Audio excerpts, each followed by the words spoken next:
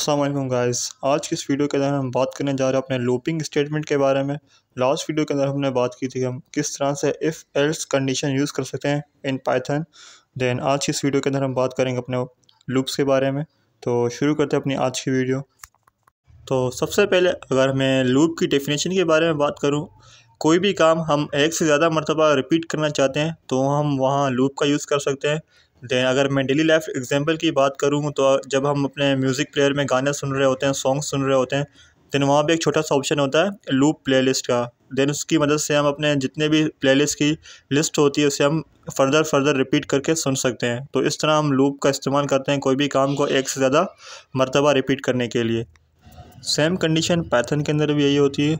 अगर हम कोई भी कोड को एक से ज़्यादा मरतबा यूज़ करना चाहते हैं, रिपीट करना चाहते हैं उसी कोड को, देन वहाँ हम अपना लूप का यूज़ करते हैं। देन पाइथन के अंदर दो तरह के लूप्स होते हैं। First one is while loop and second one is for loop.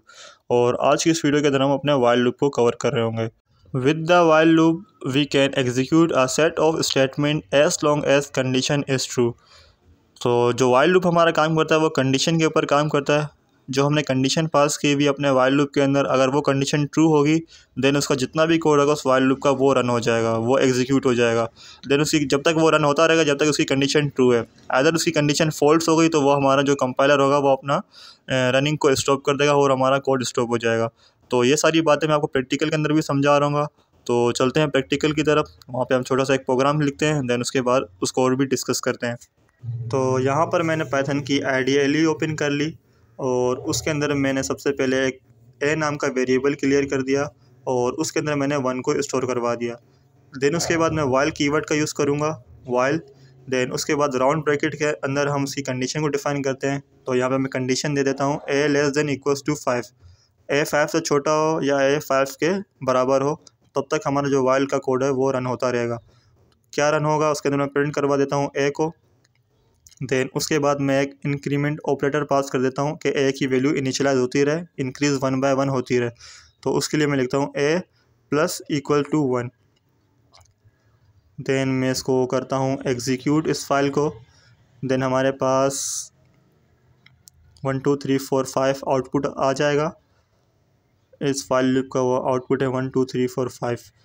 तो उसके बाद अगर मैं इस ए की जगह कोई और चीज़ भी लिखना चाहूँ, कोई और चीज़ भी प्रिंट करवाना चाहूँ तो वो भी मैं कर सकता हूँ। तो यहाँ मैं लिख देता हूँ फ्यूचर कोडिंग।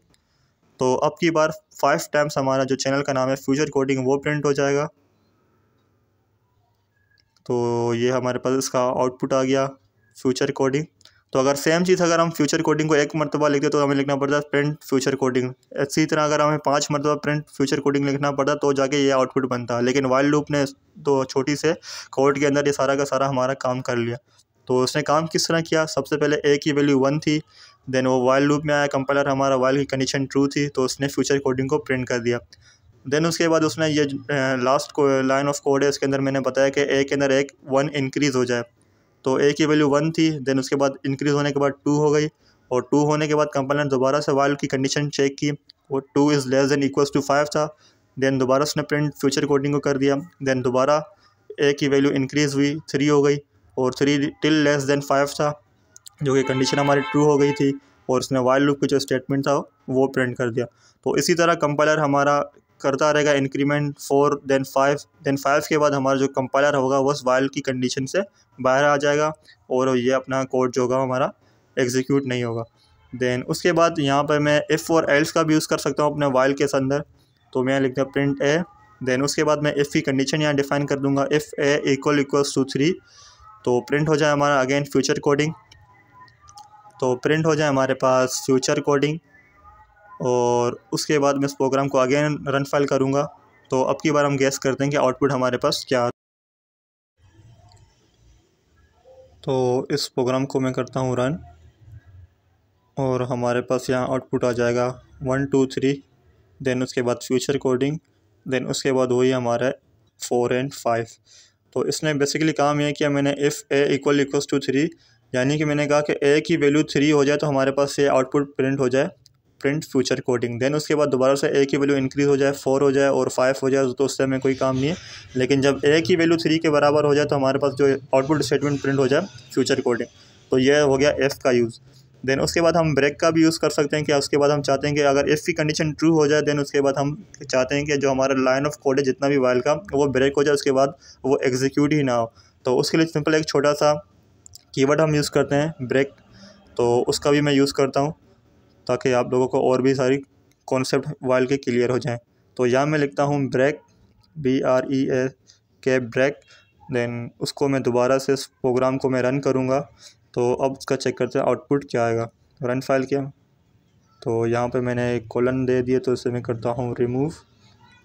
देन उसके बाद मैं दोबारा से इस प्रोग्राम को रन करूँगा और अब की बारी है 1 2 3। देन 3 के बाद फ्यूचर कोडिंग प्रिंट करने के बाद जो हमारा वाइल लूप था उसका पूरा का पूरा कोड ब्रेक हो चुका है, उसने आगे एग्जीक्यूट ही नहीं किया। तो ब्रेक कीवर्ड हम जब यूज़ करते हैं जब अपने कोड को हम ब्रेक करना चाह रहे हो। ब्रेक नाम से पता चल रहा है कि हम उसको अपने कोड को फर्दर यूज़ नहीं करना चाहते, फर्दर उससे आउटपुट हम नहीं चाहते, तो हमारा कोड ब्रेक हो जाए तो हम वहाँ ब्रेक का कीवर्ड यूज़ करते हैं। देन उसके बाद हम एल्स की कंडीशन किस तरह से यूज़ कर सकते हैं वाइल के अंदर। तो उसके लिए सिंपल मुझे यहाँ लिखना पड़ेगा एल्स कीवर्ड। देन एल्स में जो मैं स्टेटमेंट प्रिंट करवाना चाहता हूँ वो लिख देता हूँ, एल्स प्रिंट हो जाए रेस्ट ऑफ द कोड। तो एल्स में प्रिंट हो जाए हमारे पास रेस्ट ऑफ द कोड। अब की बार जो हमारा वाइल का पूरा लूप है 5 तक चलेगा, 5 तक आउटपुट देने के बाद उसकी एक आउटपुट स्टेटमेंट हमारे पास रेस्ट ऑफ द कोड भी शो हो जाएगी। तो ऐसा ही हुआ, यहाँ पे रेस्ट ऑफ द कोड आ गया। देन उसके बाद 1 2 3 4 5 टाइम्स हमारा वो लूप चला। देन उसके बाद एंड में उसने रेस्ट ऑफ द कोड की स्टेटमेंट को प्रिंट कर दिया।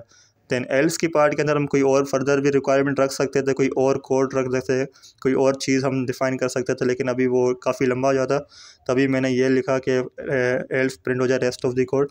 तो ये वाइल लूप काफ़ी इंपॉर्टेंट है। अगर आप कोई भी प्रोजेक्ट बनाना चाहते हैं जो पाइथन के अंदर, या कोई भी आप ऊप के कॉन्सेप्ट को लेना चाहते हैं पाइथन के अंदर, कोई भी आप फर्दर प्रोजेक्ट बनाएंगे हम आगे, तो आप वहाँ पर ये looping statement, if else statement काफ़ी यूज़ हो रही होंगी। तो आई होप कि आपको ये वीडियो अच्छी लगी होगी और इससे पहले जितनी भी वीडियोस हैं उसमें काफ़ी आपके कॉन्सेप्ट क्लियर हो चुके होंगे। तो इसी तरह हमारे इस फ्यूचर कोडिंग चैनल के साथ जुड़े रहिए। मिलते हैं अगली वीडियो में। Thanks for watching.